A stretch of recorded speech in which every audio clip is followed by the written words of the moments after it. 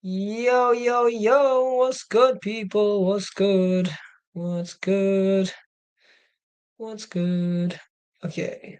Zoom, zoom, zoom, zoom, zoom. Boom. Alrighty, alrighty, alrighty. Okay, so I'd like Alex Codlin. Are you on your mobile phone right now? No, I'm on my laptop. Fantastic. Could you please mute yourself on Zoom and then go to YouTube and or Twitter and or LinkedIn and then confirm for me if everything's running smoothly? We've had a new technical infrastructure at Blockchain Sensei. We've got a new Zoom room. We've got a new StreamYard. And now, moving forward, the game will not only be live on Zoom, where you can enter the room in a more intimate setting, it will not only be live on YouTube with replays, we'll also be live on LinkedIn and on Twitter. And right now, we've got Alex Codlin, aka the Financial Navigator, confirming that everything's working all right. Hopefully, he's going to give me a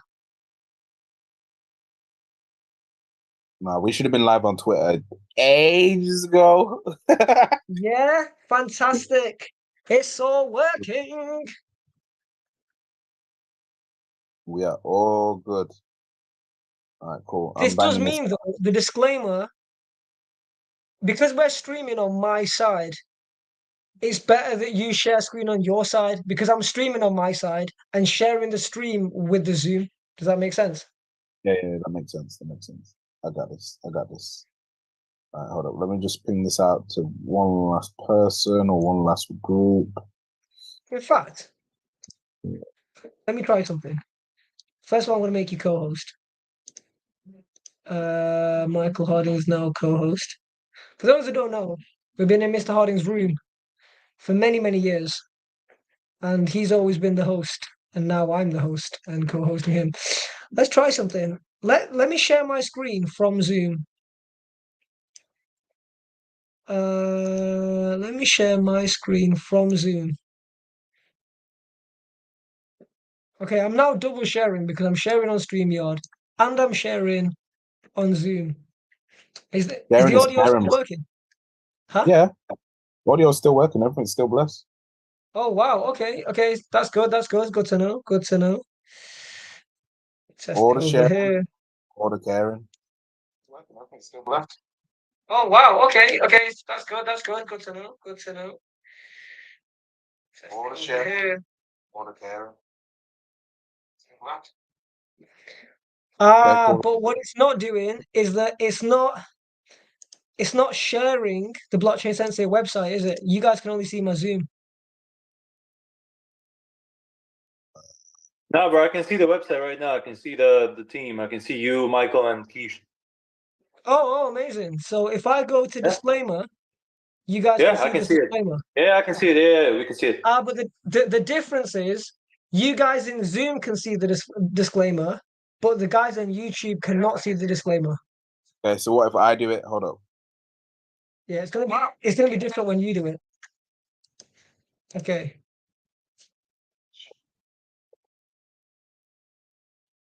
Because we kind of got to get this right, especially now we're on LinkedIn as well. Kind of got to get these disclaimers out. Get the disclaimer People out. thinking that we think we're financial advisors. We wouldn't want that. No, sir. We don't want that at all. Wouldn't want people thinking that we think we know what we're talking about. Never. We don't know what we're talking about. What about now? If you check that, someone Okay. checks the Twitter. Yeah, let me jump on Twitter. Okay. Alex, I just saw you message. Oh, your calendar. Okay. Yeah, yeah, we need to change your calendar, lad. Yes, I can confirm that we can now see the screen. Boom. Boom. Okay, let's do this. Right, disclaimer. So those of you that are watching this for the first time on any of the platforms that you've not seen us on before, that being LinkedIn or Twitter, we kind of been doing this for 2 and a bit years. every single Monday. We haven't missed one Monday, regardless of the market situation, regardless of where in the world we are, regardless of Monday, we are here every Monday, 8 p.m. for the last 2 years. How many episodes is that? Over 100 episodes? It's way over 100. It's way over 100. I've lost count now. Probably we're definitely going on to about 150. Cool. So, disclaimer that we have to always say is all content is for education, information, and entertainment purposes only and should not be considered as investment advice or a recommendation to buy, sell, hold any assets, or place any trades. Please do your own research. Our content is intended and should only be used for informational use. It's very important to do your own analysis before making any investment, which should be based on your own individual circumstances. You'd always take independent professional advice from a professional advisor. Is anybody on this call at this moment in time a professional financial advisor? I don't think so. No, sir.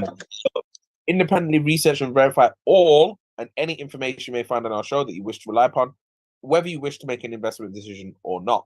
All investments come with what, guys? Risk. So please do your own what? Research.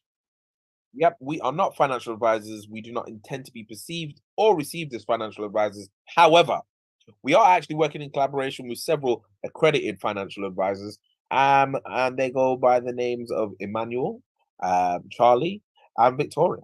So if you're unable to mitigate your risk, then please contact us immediately so we can refer you to an accredited financial advisor. If our advisors are good enough for people that have net worths of over 500 million, then they might be good enough for you also. So let's get into it. So first of all, what I want to do is I just want to give a bit of context here, because I don't think people realize who Fidelity actually are. Let's just start with that, shall we? So Fidelity, who are these guys, right? So you can see my little Merlin about to go crazy and print out who they are. They kind of look after a lot of people's pensions. So should we see how much money or how much assets they're looking after? When we look, Fidelity assets under management. What are we guessing? I already know the answer. Any guesses from anyone? Type in chat some of your guesses. 1 trillion, 2 trillion, 3 trillion. Not billions, not millions. Trillions, guys. 4.5 trillion. Yep, you guessed it right. 4.5 trillion is how much they have that they manage at this moment in time. Now, you might not think that what we're talking about is worth paying attention to. You might think we're absolutely crazy for talking about Ethereum and crypto. But if a $4.5 trillion company that's been trusted with 4.5 trillion worth of pensions and assets from people all around the world is looking into this, then, you know,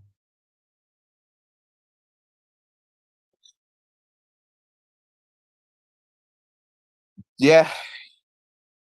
So, yeah, that's what it is. So, Farlan, you might have to upload the file into the drive so I can share it from my side. .com or the Gmail.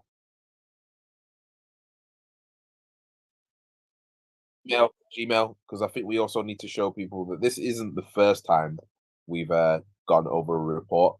Anybody that's new, and what we do every time we give out a report, we actually give access to what we call the Holy Grail of Alpha.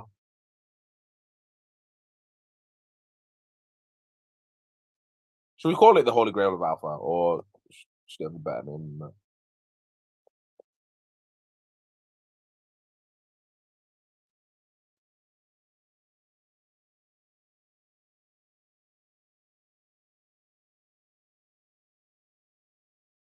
Cool.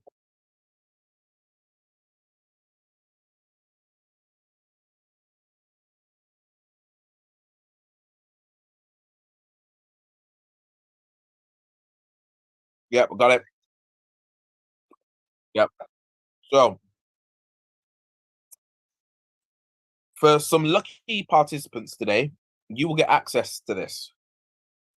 Now, I'm going to say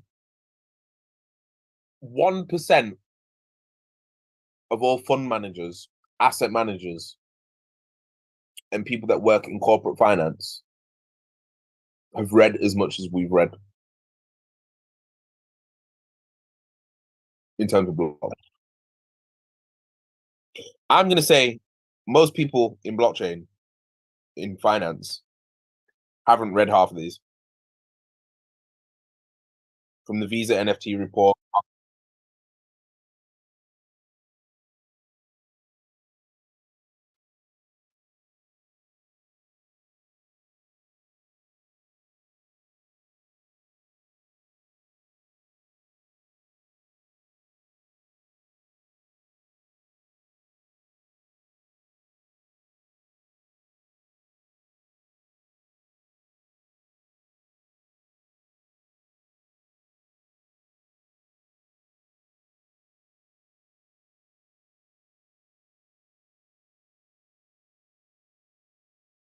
Yep.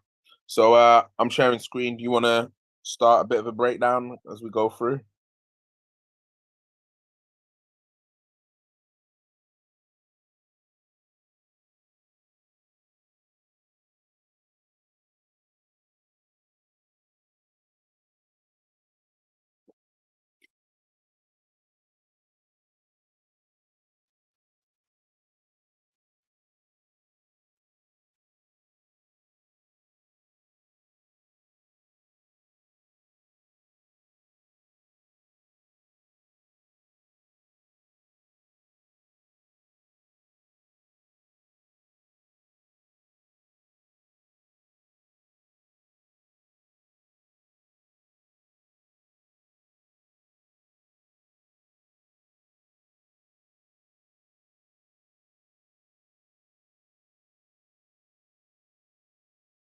So, some of the following observations that are discussed.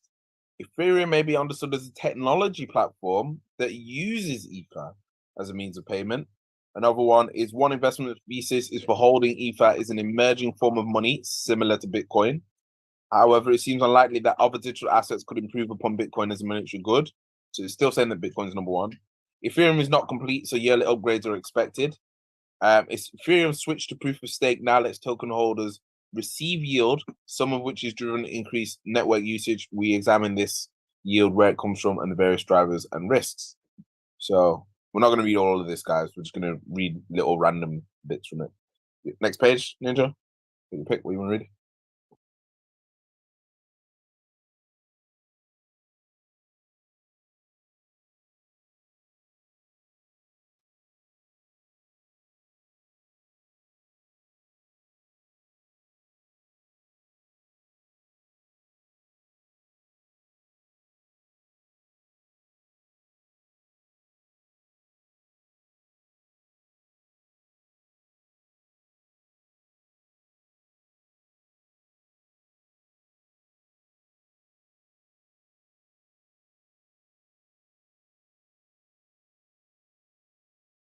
So let's break down what the hell Ethereum is for anybody that's watching this.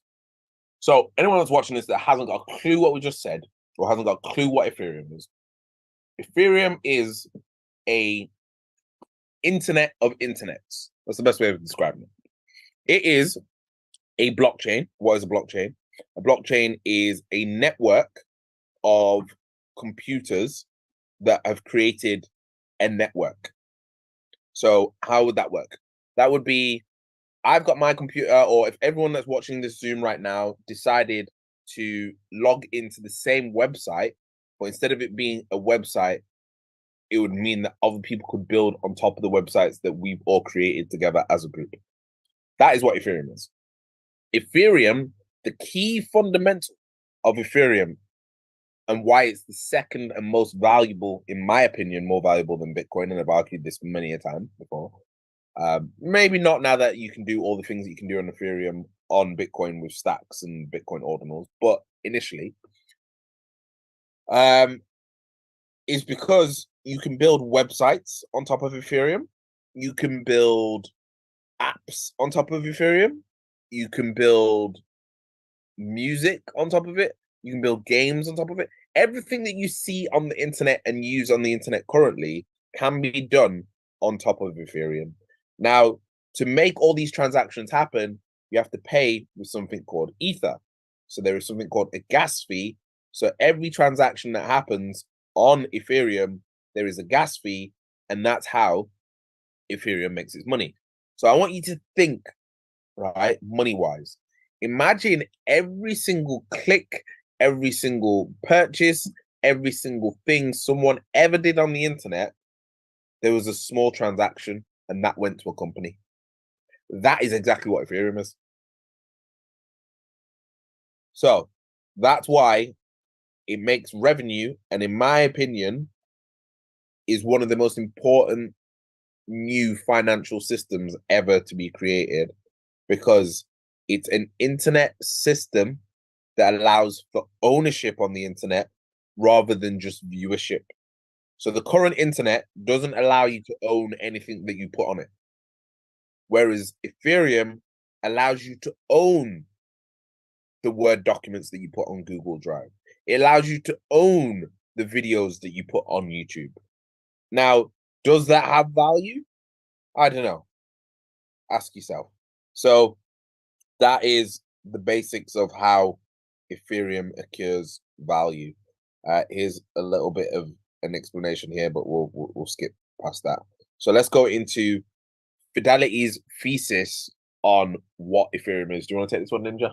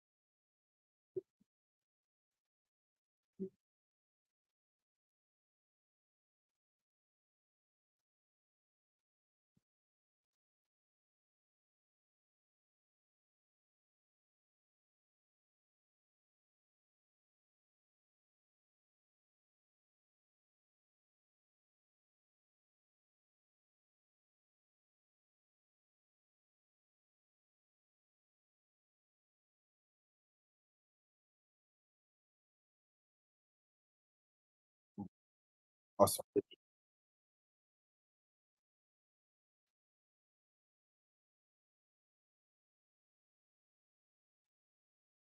I've heard of it before, but I'm gonna put my hands up and say no, I don't know.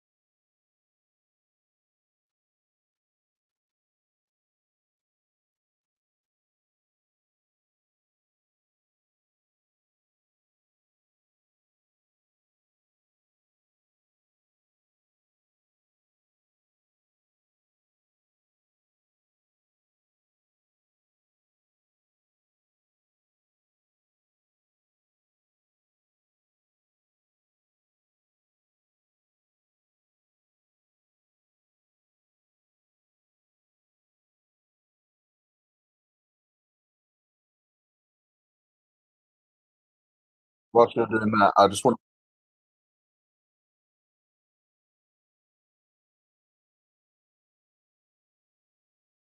I want to touch on something that I learned from Ray Dalio that a lot of people don't know and don't realize. So, and I put this in my tweet string. Actually, I might be able to even find the tweet string. So, one of the things about money is that money, for it to exist, shouldn't be a debt instrument, if that makes sense to people. So okay, let's go to the basics, right?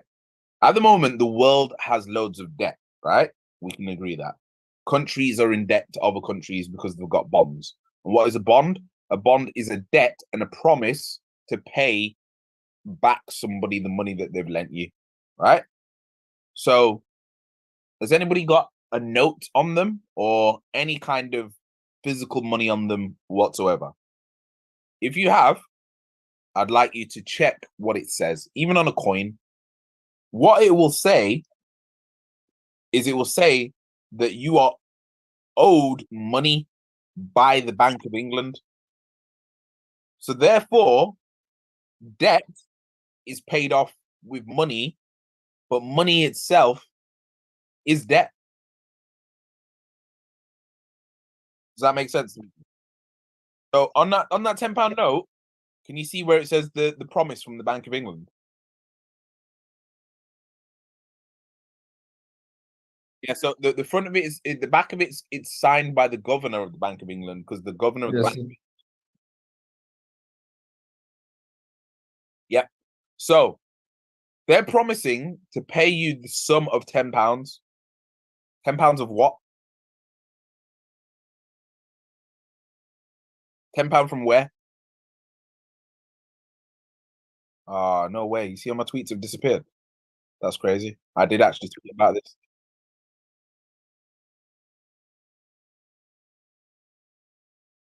Oh, that's crazy. Yeah, I tweeted about this and it's gone. Again, my tweets keep disappearing.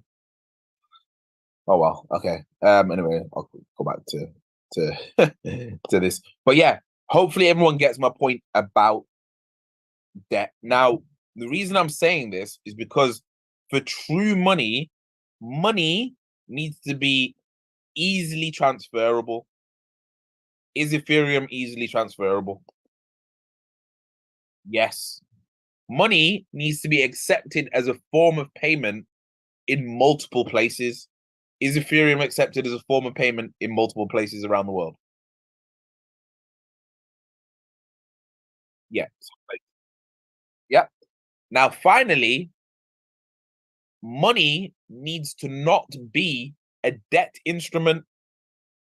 Now, in comparison to the £10 note that you just showed me, is Ethereum a debt instrument? Which one is more likely to be linked to debt? The piece of paper that says, I promise to pay you £10 that they can't actually give you the £10 for, or a digital currency that people is mined and created? Just I just let you think on that one. So yeah, just wanted to put that out there. And then I'm going to come on to something that Larry Fink from BlackRock recently said, which again highlights the importance of Ethereum. So I'll just take these points at the end. So Ethereum has already had some notable integrations in the physical world. MakerDAO, which is a group of people that do transactions with each other on the Ethereum blockchain, was purchased for 500 million. The first US house sold on Ethereum was done as a non-fungible token. The European Investment Bank issued bonds on chain on Ethereum. Franklin Templeton's money market fund that used Ethereum and Polygon to process transactions and record shared ownership. And also we have seen that JP Morgan uses Ethereum. So the convergence of Ethereum ecosystem and real-world assets has commenced. However, the years of improvement, regulatory clarity, education, most importantly, education, and trial by time will be necessary before the masses start transacting on Ethereum or competitive platforms. Therefore, Ether could remain a niche form of money until then. Cool.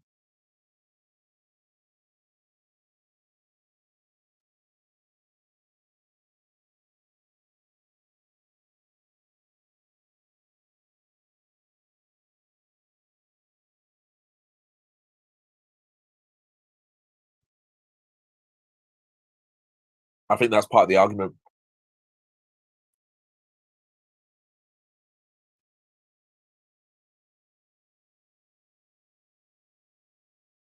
But I think what will happen is the world will use USDC, USDT stablecoins, but they will actually be backed by Ethereum. Yeah. Because look what I've just said to you. The dollars and the pounds, what are they backed by?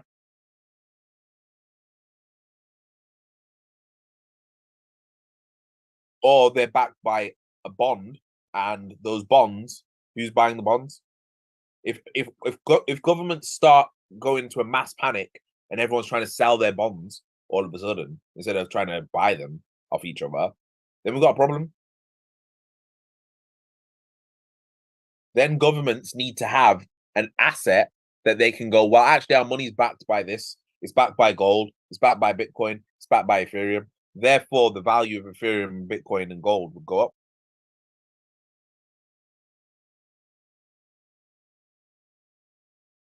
Makes sense.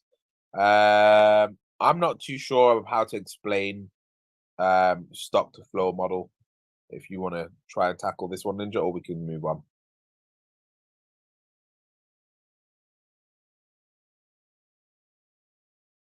Yo, I got a question, so then maybe you can figure out how to explain this before you guys answer. So, you know, in the States, I think there's a couple of like luxury car dealerships in Las Vegas that accept Ethereum as a form of payment.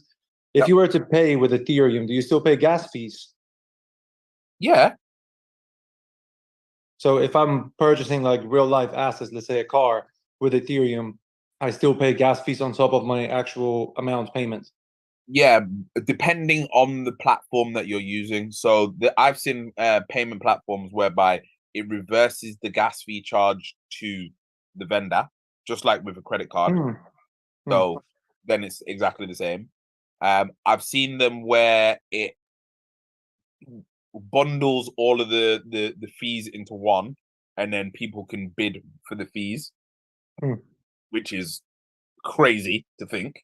Yeah. Like if you could do that with credit cards. But the most valuable thing that nobody has talked about in the entire blockchain space, I've only seen one person bring it up, and it's a crazy point of why blockchain payments are going to disrupt. Wow, crazy thunder alarm. The weather machine's going crazy again. So the reason why it's going to disrupt it the most is because of chargebacks. Now, I don't know if most people know, but if you've got a business, it's up to 3 months that a company can claim back a transaction that's been paid by a credit card. So let's say, for example, you've done 100 mil of sales in a quarter. That's why things are quarterly, because what could happen is 20 mil of clawbacks could happen, which completely messes up all your shit. Whereas with blockchain, you wouldn't be able to do those clawbacks. Once you've made the payment, you made the payment. There's none of this credit card scam where I'm going to pay for it now and then go, oh, I lost my credit card or whatever, or it was a fraudulent transaction, or we've changed our mind, or whatever. So for businesses, it means the settlement time of businesses would be not even 24 hours, it'd be hourly. So that's the major disruptor that no one's looking at. Out of curiosity, just because you touched on the kind of transaction time, I mean, the completion of transaction time. Does it make any difference whether I'm sending, let's say, £100 or 100 million pounds in Ethereum to somebody, in terms of how long it's going to take for it to show up on the other person's wallet? No. Okay, fair enough. That's the other beauty of it, because if you're trying to send £1 million from one person to another in the UK, you are going to get into some issues. We've looked into this many a time. It's actually quicker to set, if you're trying to send £1 million from one person to another, it's actually quicker to fly it by private jet than it is to do it via bank transfer. So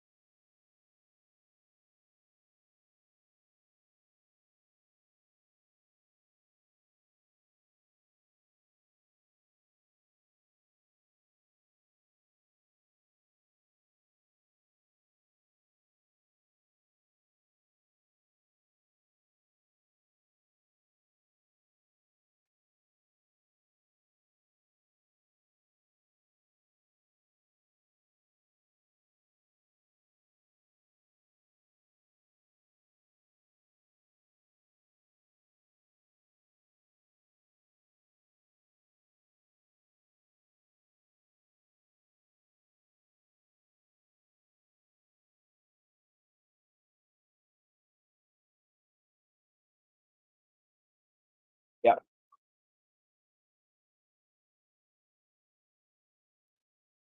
And I think what's going to happen eventually is you're going to get platforms like Coinbase where they'll just pay the fee for you. They'll just be like, yeah, we'll pay the gas fee. Or where people won't even know that the gas fees exist. Or people won't even know that they're doing it on Ethereum. It'll just be there in the background. So let's look at the ways that what the parts of the thesis. So number one is issuance. So how is the key thing that you need to know about Ethereum, if you know nothing about it, is Ethereum moved to something called proof of stake. So instead of loads of calculations being made by computers to fight to get what is called hash, to then be able to process a transaction. So let's use the example we always use, right? So we've got however many people in this Zoom. There's 10 people. I'm gonna throw out a question. The first person to answer it will get the hash. What is 2 times 2? Whoever puts it in the chat first. 2. 4. 4. So Crypto Boss has got it. So Crypto Boss typed it in first. So he gets the hash. So because he gets the hash, he gets to process a transaction that happens between me and somebody else. So let's say, for example, I'm now going to send Fadlan £10. Because he's got the hash, he gets to process that transaction and he will get the transaction fee. That's how it works. And then again and again. That's proof of work. Now, proof of stake works a total different way. Proof of stake works, all you've got to do is have 32 Ethereum, and then you get thrown into a lottery to process the transactions. But if you've got a lot of money, if you've got 32,000 Ethereum, then that means, guess what? You've got 1,000 times more likely of a chance to process all these fees. So if you have strategically positioned yourself, like Fidelity, like some people that we've worked with and tried to help them build out models, to have a significant portion of the Ethereum network, you are going to do whatever you can to make sure that there's a crazy amount of transactions happening on this network, because guess what happens? You make a higher yield. So we can see it here with the validator count. So this is the amount of validators on the left-hand side. And this is the amount of yield that you could be making per year. So you can see it got as high, just over 20% per year. Now, in comparison, if we're looking at and it got over 20 in October 2021. It's dropped down to around 5-6%. Now you have to think, right? For old money, at the moment, bonds, a 10-year bond is going to get them 5%. Or owning part of a network is going to get you 5-6% a year rather than for 10 years. So you just got to think, where would people rather be? So next is the burn. So the burn process in Ethereum. You want to read this one, Ninja?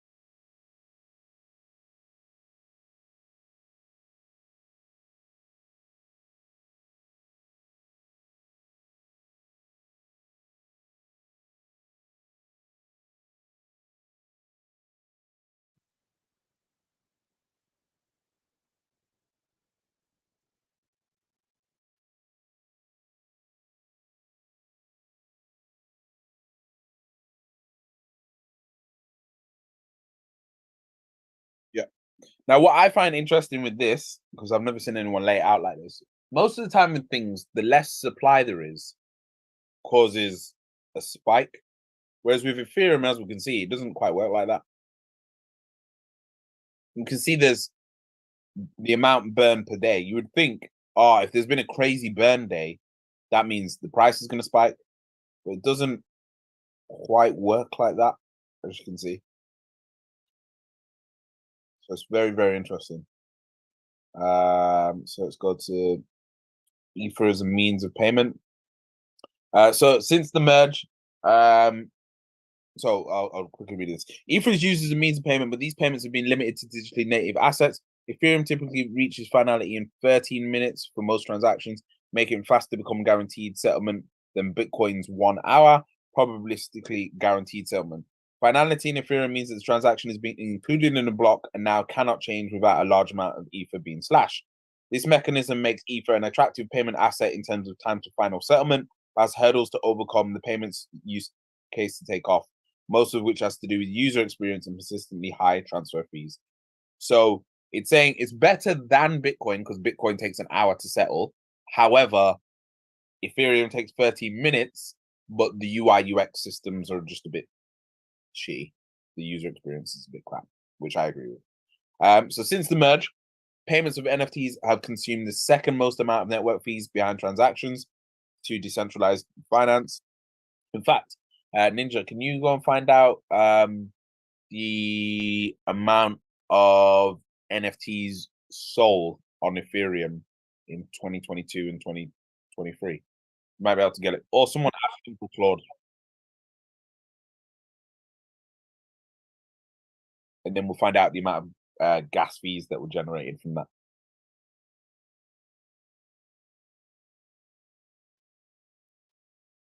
So we can see here the average transaction fee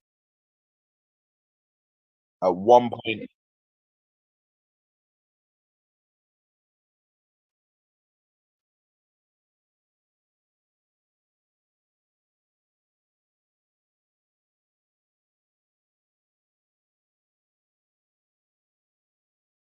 Does it say how much? Can you then type and ask how much gas fee was created?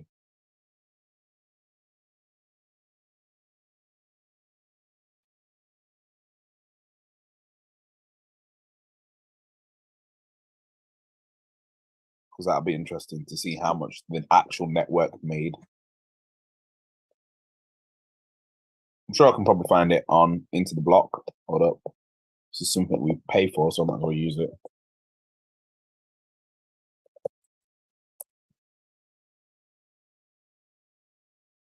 This is a great website for doing your deeper dives into the block. This is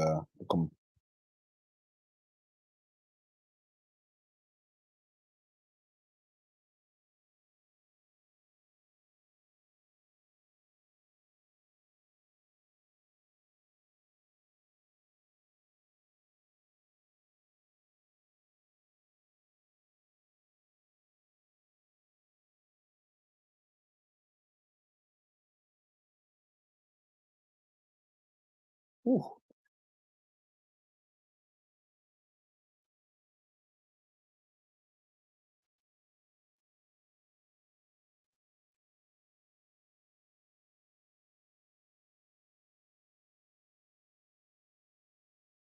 I'm just logging into the block at the same time as well. Hold on. What do you mean my password combination is incorrect? Okay, I'll load up your thing whilst I'm doing it.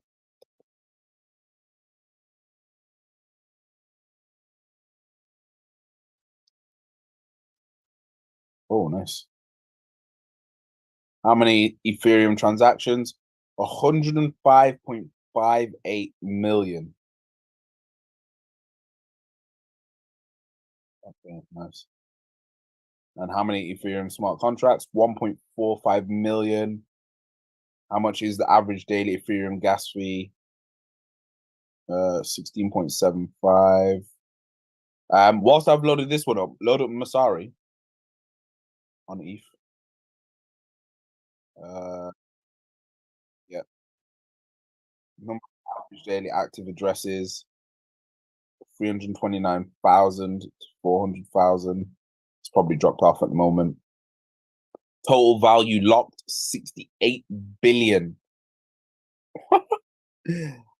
Compared to at one point 154 billion was staked in the Ethereum network.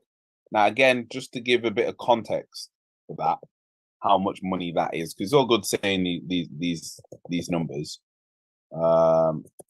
Companies by market cap.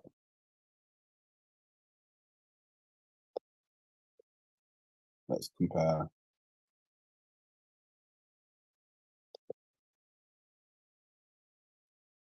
So this is the total amount of value that's locked in Ethereum by people that are staking and becoming validators.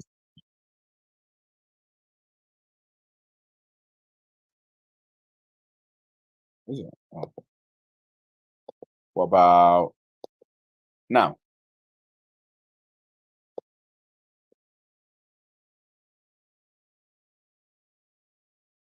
Yeah, cool.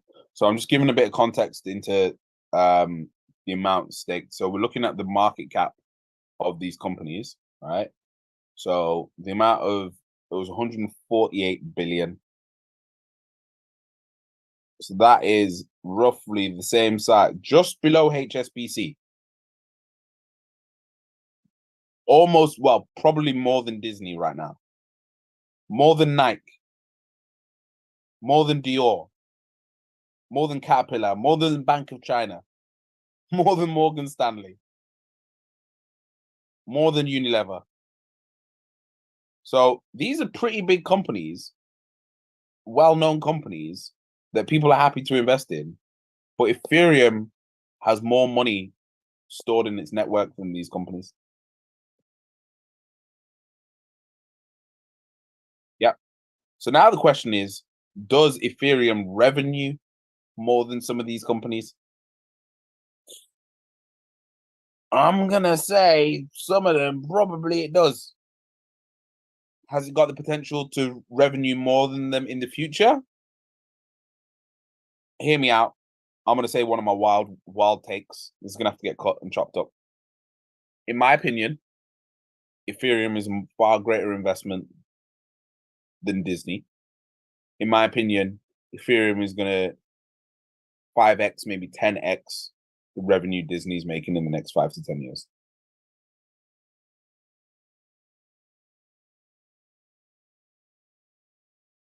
It's okay, maybe not 10x it, but it's definitely, in my opinion, going to exceed the revenue that Disney's making. Then the problem is Ethereum going to cause a problem for HSBC? I think everything HSBC can do, Ethereum can do, and better. Because you can't build websites on top of HSBC. Can't build games on top of HSBC. Every single one of these companies here could be built on top of Ethereum.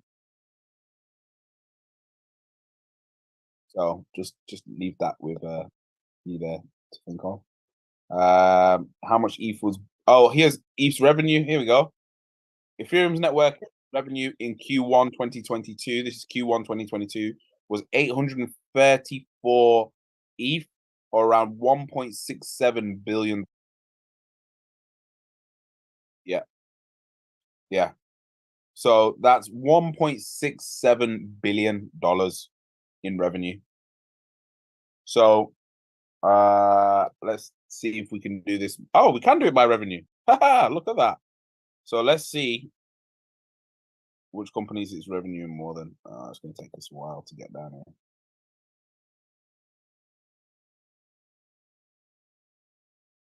here.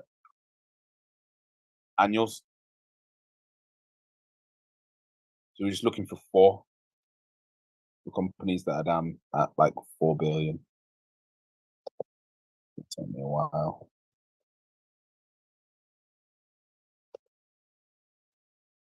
There we go. We're getting there. We're getting there.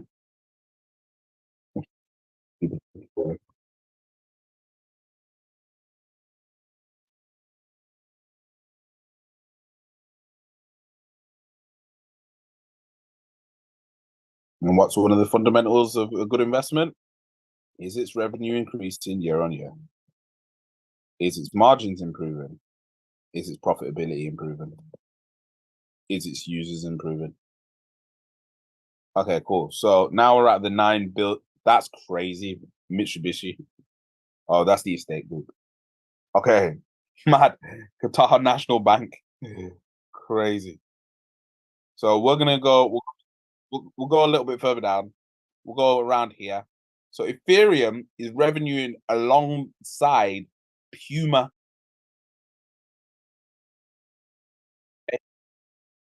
and Airbnb.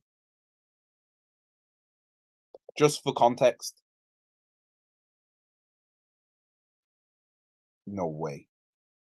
Oh, I was going to say.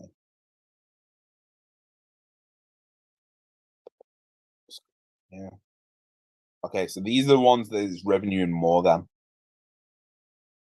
Crazy to think it's revenuing more than Banco Santander Brazil. That's pretty mad. It's revenuing more than EA. That's crazy. That's actually mad for context. That's if we've calculated this right. We might not have. So again, do your own research on that.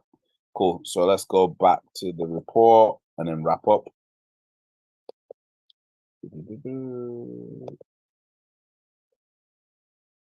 Cool. Risk to the demand side model.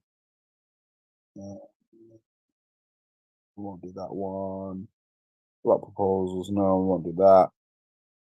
Value based on discounted cash flow model. Average daily network. Annualized network fees, discount rate. Model price per ETH. 2000. Terminal growth rate. Conclusion. There we go. That's the bit we want. There is virtually no doubt that Ethereum is a leading blockchain technology platform that enables developers to build decentralized applications, many of which are capable of things that could not be done on Bitcoin's network due to Ethereum's superior programmability. This has led to some of the largest and most active applications in the digital asset ecosystem being built on Ethereum, and the Ether token continued to hold the second largest market cap position behind only Bitcoin for years. However, the question investors are asking, does this increased developer and application activity translate to the value for the Ether token? We have shown that in both theory and data thus far, increased activity in Ethereum's network drives demand for block space, which in turn generates cash flow that can accrue to token holders. What is also evident, though, is that these various drivers are complex, nuanced, and have changed over time with various protocol upgrades and the emergence of scaling developments. Cool. So I'm going to wrap this up in a logical way. In my opinion, just like my opinion in the first ever Blockchain Sensei episode that we put out, the first ever webinar that I ever did was when Ethereum was, I think it was $280. And I said to people, Ethereum is going to have higher gains than Bitcoin. People laughed. My thesis still stands.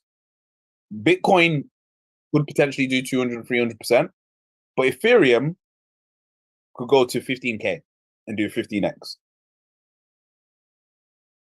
Ethereum, yeah.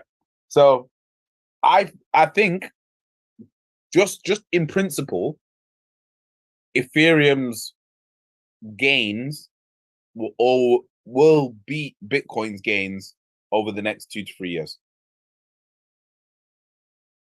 Until something crazy happens with stacks and ordinals, then yeah. So that's my thesis on that. So let me just drop in a little interview from somebody that you should all be paying attention to. Now, this gentleman is a gentleman called Larry. Does anybody know? Type in chat if you know who Larry Fink is.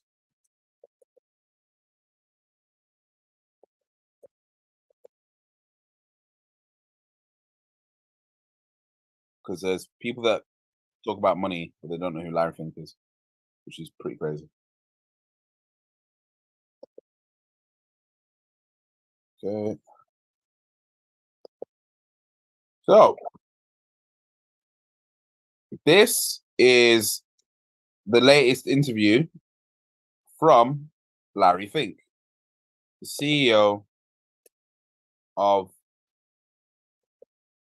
BlackRock. Now, I would highly recommend everybody go and watch this, because anytime this guy speaks, I'm trying to watch it. Because this guy has got more influence than any social media influencer. This guy is the influence. If it wasn't for this guy, there'd be no ESG, there'd be no environmental concerns, all of this stuff wouldn't exist. I was, but let's try again. Is it working? It should also be on YouTube as well, because that's where I watched it. But here's the link directly on the Bloomberg website for you to watch. The advert's finished in 2-1. Here we go. Yeah, there we go. Joining. Well, it's great to be here in Berlin, and Danny, thank you. So I'm seeing many of my friends here, so it's great to be here. Lots of friends in the crowd, so no pressure, Larry. Look, let's. Okay, so watch that in your own time. I'm going to give a brief highlight of some of the things that he said, which is pretty mad. He said that there is an increasing demand for a new financial system. Can Ethereum provide that? Type yes in chat if you think it can. He said that there is an increasing demand for new ways of distributing loans, both to businesses and to people. Can Ethereum provide that? Type yes in chat. He said that there is an increase in demand for faster corporate decision-making and deployment of capital, both from governments and from corporations. Instead of things happening in years, them happening in weeks or days through voting. Can that happen on Ethereum? He then was asked, who does he think is likely to fall into a recession? And he said the countries that don't have fixed mortgage rates, that countries that are affected by interest rates going up. Guess which country that is? The United Kingdom. He said one of the other things that is key. He says all of this decarbonization stuff, and he refuses to call it ESG anymore. All of this decarbonization stuff, it needs traceability. Now, can Ethereum provide traceability? Oh yeah, it can. And he gave an example of the last time that he was bullish about something. It was a thing called an ETF, and at that time, everyone said BlackRock was too big, and they had 2 trillion in assets under management. They've now got 9 trillion in assets under management. This is from 2008 to now. So that is the end of that. I think it's only right if we go and look at some technicals on Ethereum. Would you agree?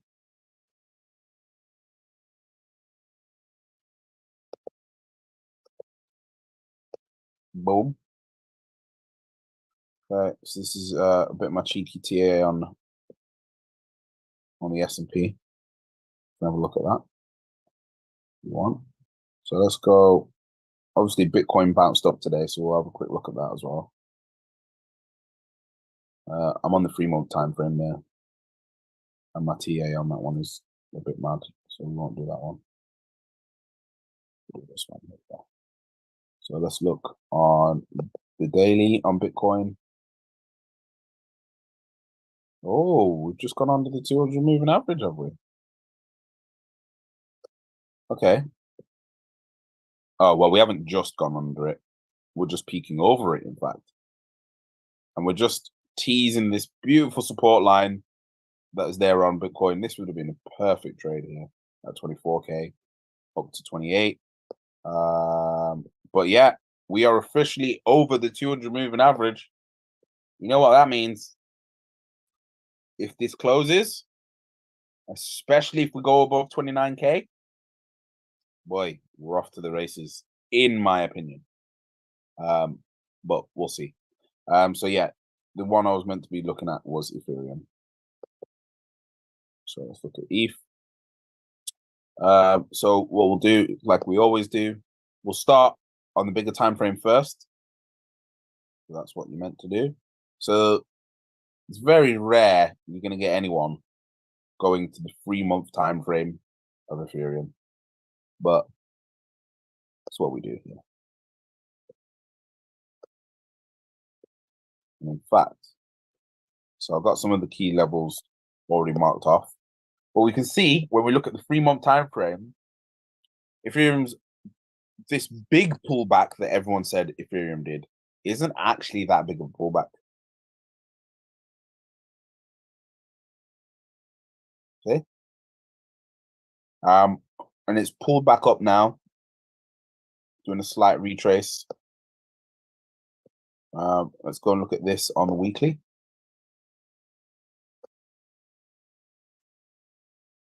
Oh, and on the weekly, we've just gone over and closed on top of the 200-week moving average on Ethereum. I don't know if that's a buy signal. Some people would say it is. I'm not going to get myself in trouble. But what I'm going to do is I'm going to let my actions speak louder than my words. You might see a tweet from me saying, "Oh, bought some Ethereum." Although I'm dollar cost averaging into Ethereum literally every day anyway. So, but yeah, might just purchase some more. But yeah, let's go and look at this on the daily now. So again, beautiful support line here on Ethereum.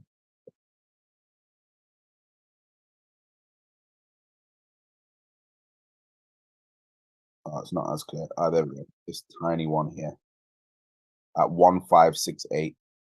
That price level was peng. Peng, peng, peng. But what was crazy, it came up, it's just got battered today. Interesting. Very interesting. So my overall thesis and price point on Ethereum. Let's see where my targets are. I've got one target at 3,591. And then I think my next target is at 22,000. 22,000? 20 grand. 20 grand on Ethereum. So there's going to be a few upset bunnies that when they realize they could have got it at a grand, 2 grand, and it's worth 20, they're going to be pretty upset. Especially for those people that, where is it? Where is the initial time? I think I've got it marked on here when we first spoke about Ethereum. And I told people, don't get PS5, get some Ethereum. Around here, around this $120 mark. No, it was here because it just crossed over the 200 moving average. That up to the 20K mark be quite a decent percentage. So yeah, even though Ethereum looks like it's down, when you zoom out, for those that were invested since 2020, you're still hella up. In fact, how hella up are you? Let's just check. You invested from when it crossed over the 200 moving average. Now you are still up 700%. Not really much to complain about in a 2-year time period. Oh no, I'm only 700% up in 3 years. Oh no, what a shit investment. Yeah, come on, guys. Yeah. Worst. And I think this is likely to happen again, but we will see. So yeah, that's Ethereum. And yeah, I'm gonna wrap it up there unless anyone's got any further questions. Any questions? Anything else we should discuss or cover, Ninja? Or is that all good?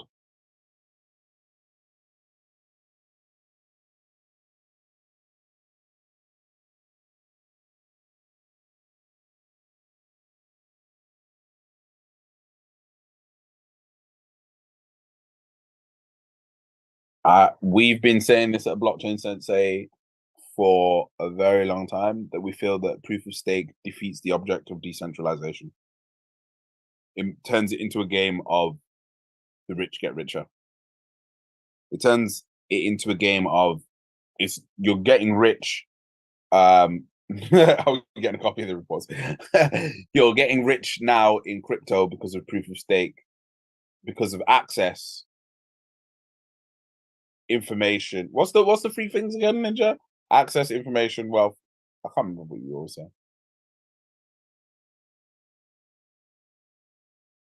Yeah. That's it. And if you've got those three things, you now are about to get hella rich off Ethereum. Whereas I don't think that's fair. Well, it's not that life's not about it being fair. It's not what it was initially set out to do. And the same thing's happened with Bitcoin. Whilst everyone's had their attention elsewhere, all of the Bitcoin miners have been bought up, and majority of the hash rate belongs to one company. I'll let you guess which one. So yeah, it's a bit of a tricky one. So yeah, that's pretty much it. I got a question, real quick. Go. So last week, I think on the 29th, Ripple had a massive event, post obviously the SEC partial win, and there's talks of a Ripple IPO happening. What's your thoughts on this?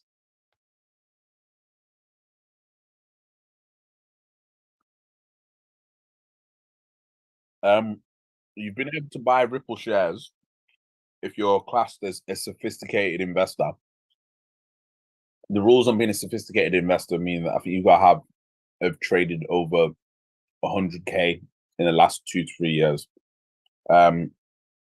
We've got a link to a platform that allows you to buy Ripple shares. In my opinion, Ripple shares are more valuable than the XRP token. In my opinion, and it has always been this, and I'm going to stick to it, is that XRP is a test net. XRP is just to get proof of concept and validity and prove that it works. It's just showing all the banks, by the way, this is what we can do on this network. Ripple, at no point have they ever said they were building what they were building for the people. At every point, Ripple have said that they are building what they're building for the institutions and for the big banks. They have never said they are for the people, but for some unknown reason, the people have just thought it's for them, and it's like, no, I don't know where people got this idea from. They never said that. And again, Ripple is pretty proof of stake as far as I'm aware. So yeah, but I think I did a dive on it before, like how much Ripple is actually held by actual people. And I think it worked out that the amount of people that would become Ripple millionaires would be something like 1,000 people on the planet, which if people are going to become trillionaires off it, if the banks are going to make an extra 2 to 10 trillion, I don't think they mind an extra 1,000 millionaires. Ooh. So yeah, it's a game within a game, and that's why we bring you the game. So yeah. But thank you very much. Let me just go around the room like we do every single time. Alex, any questions? Mr. Codlin? No, I'm good, thank you, Michael. You're good, all good. Mr. St. Jerome? Yeah, all is good, man. Just soaking up the game as usual. Sick. Mr. Crypto Boss? No questions, all is well. Well, you did have a question. You Well, forgot? yeah. Are we getting these reports, bro?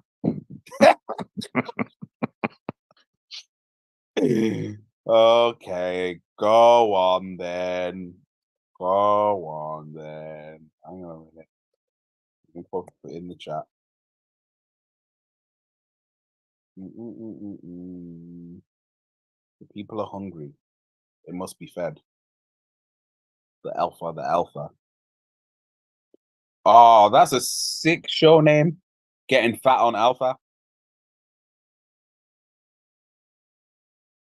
That'd be a sick show name. So you want this individual?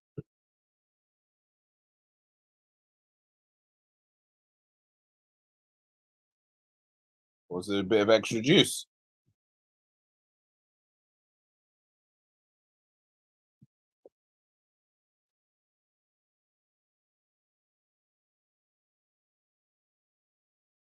Oh, and you just find the extra Alpha spaghetti.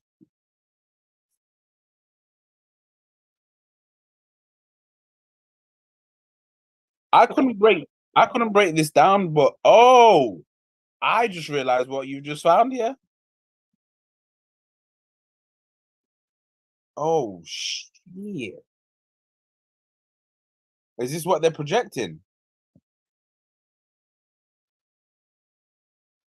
Whoa! That's just the fee estimate.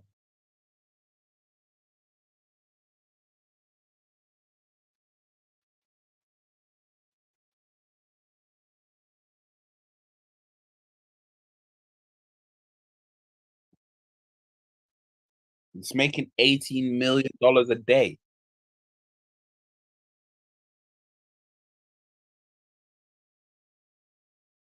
That's actually crazy, Alpha.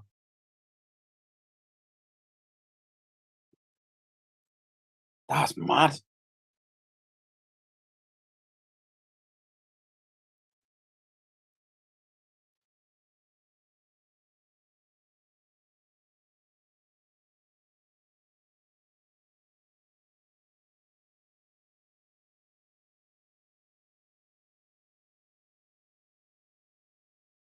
Yeah.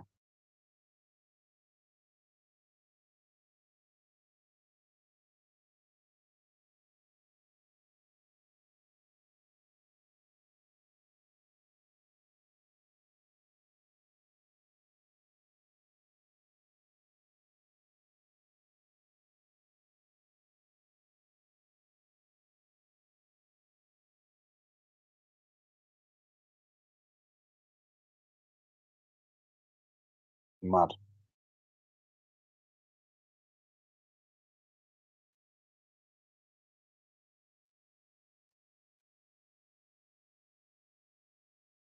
So what happens then is if the value of Ether changes, all these numbers in dollars change.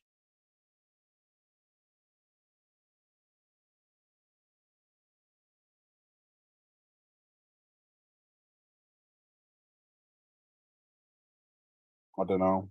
But what I'm looking at is this 2030 number.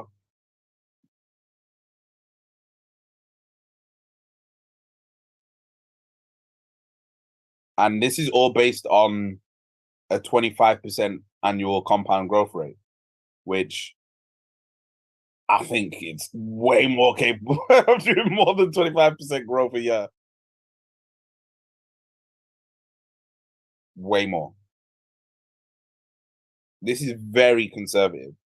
I think you see that number at the bottom, that 2030 number, that will happen by 2025.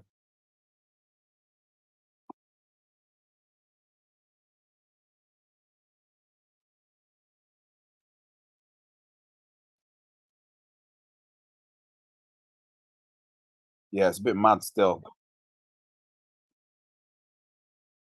I wish I had some Ethereum.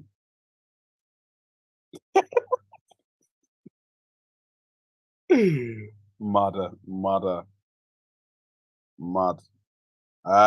Yeah, that's crazy. Right. I was given this report in it. Ninja, am I giving the one report or am I giving access to the whole folder again?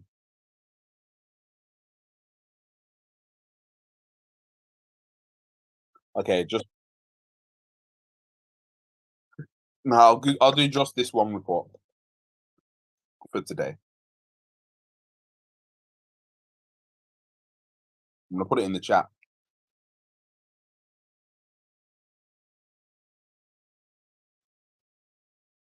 Oh, some of you already. Sorry. People have already got access to it.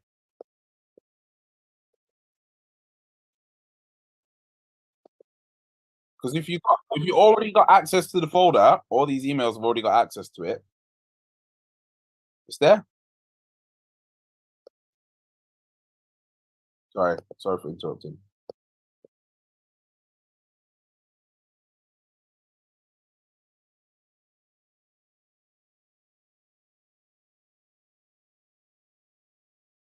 And it's in the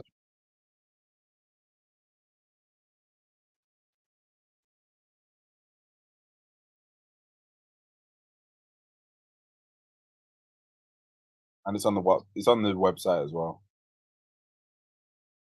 Cool. Right, peeps. I'm going to bed. Thank you very much. See you later. Thanks, everybody. Bye.